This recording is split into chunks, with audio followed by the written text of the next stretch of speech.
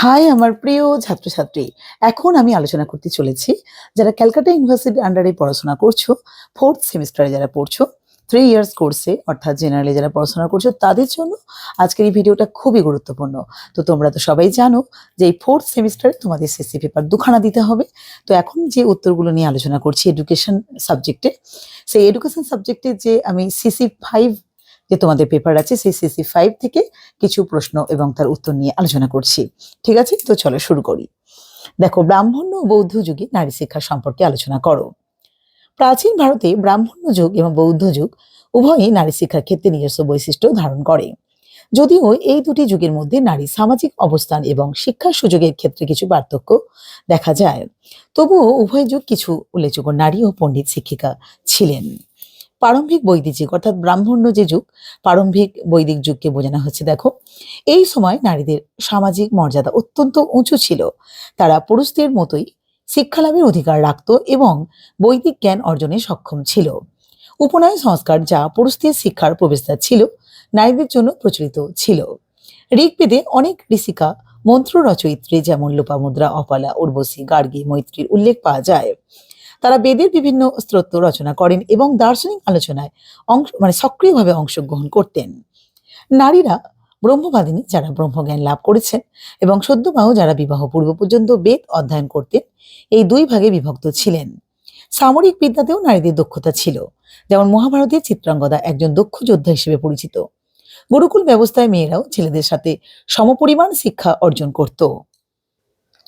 পরবর্তী বৈদিক যুগ, এই সময় নারীর সামাজিক মর্যাদা এবং শিক্ষার সুযোগের অবনতি হতে শুরু করে।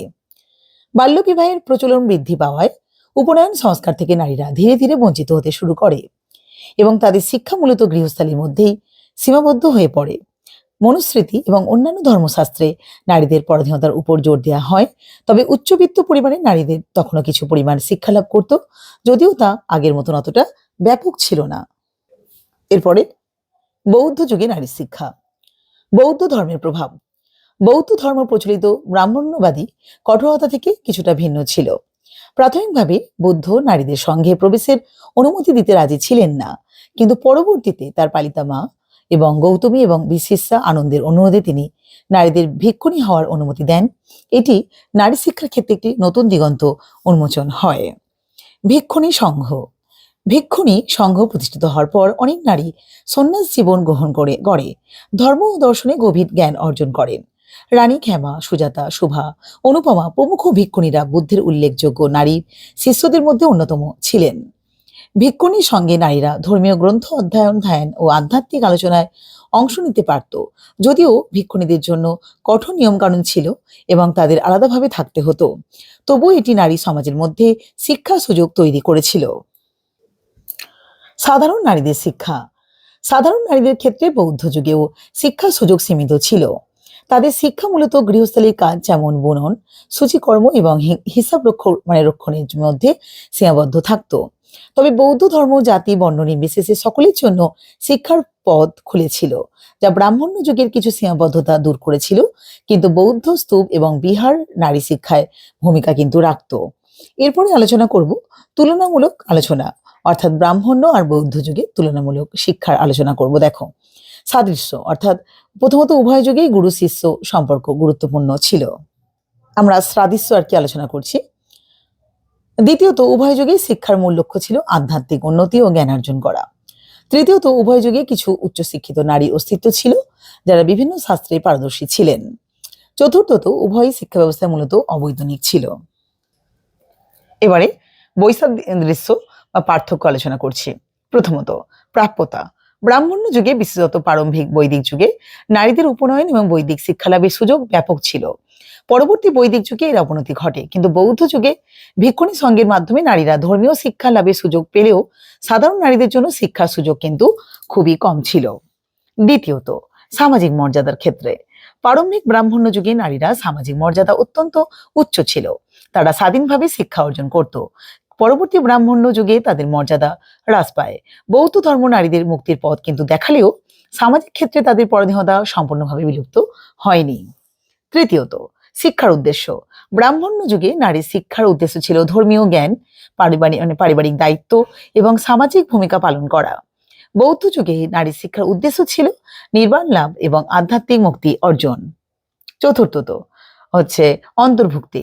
ব্রাহ্মণ্য শিক্ষা মূলত উচ্চ বর্ণের মধ্যেই সীমাবদ্ধ ছিল, যেখানে বৌদ্ধ শিক্ষা জাতি বর্ণ ধর্ম নির্বিশেষে সকলের জন্য উন্মুক্ত ছিল, যদিও নারীদের জন্য কিছু বিধি নিষেধ কিন্তু ছিল। দেখো, আমরা সংক্ষেপে শেষে বলতে পারি, ব্রাহ্মণ্য যুগের প্রারম্ভিক সময় নারী শিক্ষা অত্যন্ত উন্নত ছিল, কিন্তু পরবর্তীতে এর অবনতি ঘটে। বৌদ্ধ ধর্ম নারীদের জন্য আধ্যাত্মিক শিক্ষার একটি নতুন পথ খুলে দিলেও সাধারণ নারী শিক্ষার সুযোগ সার্বজনীন ছিল না। উভয় যুগে কিছু অসাধারণ নারী পণ্ডিত এবং শিক্ষিকা ছিলেন, যারা নিজেদের জ্ঞান ও মেধার দ্বারা সমাজে গুরুত্বপূর্ণ ভূমিকা রেখেছিলেন। খুবই সহজ করে আলোচনা করে দিলাম, কনসেপ্ট আশা করি তোমাদের তৈরি হয়েছে একটু। ঠিক আছে, তারপরে নেক্সট প্রশ্নের উত্তর নিয়ে একটু আলোচনা করি। বৈদিক শিক্ষার গুরুত্বপূর্ণ বৈশিষ্ট্যগুলি আলোচনা করো। বৈদিক শিক্ষা ব্যবস্থায় প্রাচীন ভারতে এক গুরুত্বপূর্ণ অধ্যায়। এই শিক্ষা পদ্ধতির কিছু মৌলিক বৈশিষ্ট্য ছিল, যা একে অন্য শিক্ষা ব্যবস্থা থেকে আলাদা করে তোলে। কিছু গুরুত্বপূর্ণ বৈশিষ্ট্য আলোচনা করা হলো। প্রথমেই গুরুকুল পদ্ধতি। বৈদিক শিক্ষা মূলত গুরুকুল আশ্রম কেন্দ্রিক ছিল। শিক্ষার্থীরা গুরুর গৃহে বা আশ্রমে থেকে শিক্ষা গ্রহণ করত। এই ব্যবস্থায় গুরু ও শিষ্যের মধ্যে এক গভীর ও পবিত্র সম্পর্ক গড়ে উঠত। গুরু ছিলেন পরম শ্রদ্ধার পাত্র এবং শিষ্যকে নিজের পরিবারের সদস্য হিসেবেই দেখতেন। এরপরে হচ্ছে কি বেদ কেন্দ্রিক শিক্ষা। বেদ ছিল শিক্ষার মূল ভিত্তি। ঋগ্বেদ, যজুর্বেদ, সামবেদ এবং অথর্ববেদ, এই চারটি বেদের অধ্যয়নে ছিল প্রধান পাঠ্যক্রম। বেদের মন্ত্র, স্তোত্র এবং ধর্মীয় বিধিবিধান, দর্শন ইত্যাদি শেখানো হতো। এই কারণে বেদের অপর নাম শ্রুতি, শুনে মনে রাখা। মৌখিক পদ্ধতি। বৈদিক যুগে লেখার কোনো ব্যবস্থা ছিল না, তাই শিক্ষা ছিল সম্পূর্ণ মৌখিক। গুরু মুখে মুখে শিক্ষাদান করতেন এবং শিষ্যরা শুনে তা মনে রাখত। তার জন্য স্মৃতিশক্তি উচ্চারণের উপর বিশেষ জোর দেওয়া হতো। উপনয়ন ও ব্রহ্মচর্য। বৈদিক শিক্ষা উপনয়ন সংস্কার মাধ্যমে শুরু হতো। উপনয়ন মানে গুরুগৃহে শিক্ষার জন্য শিষ্যের আগমন। এই সংস্কারের পর শিষ্য ব্রহ্মচারী হিসেবে কঠোর নিয়মানুবর্তিতা এবং শৃঙ্খলার মধ্যে জীবনযাপন করত। ব্রহ্মচর্য পালনের মাধ্যমে শারীরিক ও আত্মিক সংযম শেখানো হতো। আত্মজ্ঞান ও আত্মোপলব্ধি। বৈদিক শিক্ষার চূড়ান্ত লক্ষ্য ছিল আত্মজ্ঞান ও আত্মোপলব্ধি। জাগতিক সুখের চেয়ে আত্মিক উন্নতিকে বেশি গুরুত্ব দেওয়া হতো। শিক্ষার্থীর মোক্ষ লাভ বা মুক্তি লাভের জন্য জ্ঞান অর্জন করত, শিক্ষার্থীরা জ্ঞান অর্জন করত। এবার ব্যবহারিক শিক্ষার গুরুত্ব। যদিও আধ্যাত্মিক জ্ঞানকে বেশি গুরুত্ব দেওয়া হতো, তবুও ব্যবহারিক জ্ঞানকেও অবহেলা করা হতো না। চিকিৎসা, জ্যোতির্বিদ্যা, ব্যাকরণ, যুক্তিবিদ্যা, শিল্পকলা, যুদ্ধবিদ্যা ইত্যাদি বিষয়েও শিক্ষা দেওয়া হতো। গুরুগৃহে থাকার সময় শিক্ষার্থীরা গৃহস্থালীর কাজ, গোপালন, ভিক্ষা এবং সংগ্রহ ইত্যাদির মাধ্যমে কর্মমুখী শিক্ষা লাভ করত। নেক্সট, নৈর্ব্যক্তিক ও স্বতন্ত্র শিক্ষা। বৈদিক শিক্ষায় রাজা বা শাসকদের কোনো নিয়ন্ত্রণ ছিল না। শিক্ষা গ্রহণ ছিল সম্পূর্ণ ব্যক্তিগত ব্যাপার। নৈতিক চরিত্র সম্পন্ন ছাত্ররাই গুরুগৃহে আশ্রয় পেত। এরপরে চারিত্রিক বিকাশ ও নৈতিকতা। এই শিক্ষা ব্যবস্থায় চারিত্রিক গঠন ও নৈতিক মূল্যবোধের উপরে অত্যন্ত জোর দেওয়া হতো। সততা, সংযম, বিনয়, গুরুভক্তি, সহিষ্ণুতা, সেবাপরায়ণতা ইত্যাদি গুণাবলী বিকাশে সহায়তা করা হতো। সামাজিক সাম্য। আদি বৈদিক যুগে বর্ণভেদ প্রথা ততটা প্রকট ছিল না। ধনী গরিব নির্বিশেষে মেধার ভিত্তিতে শিক্ষার্থীরা গুরুগৃহে ভর্তি হতে পারত। তবে পরবর্তী বৈদিক যুগে ব্রাহ্মণ্য শিক্ষার ব্যবস্থায় জাতিভেদ প্রথা দেখা দেয়ায় শূদ্ররা শিক্ষার অধিকার থেকে কিন্তু বঞ্চিত হয়। নারীদের শিক্ষা। বৈদিক যুগে নারীদের শিক্ষা গ্রহণের অধিকার ছিল।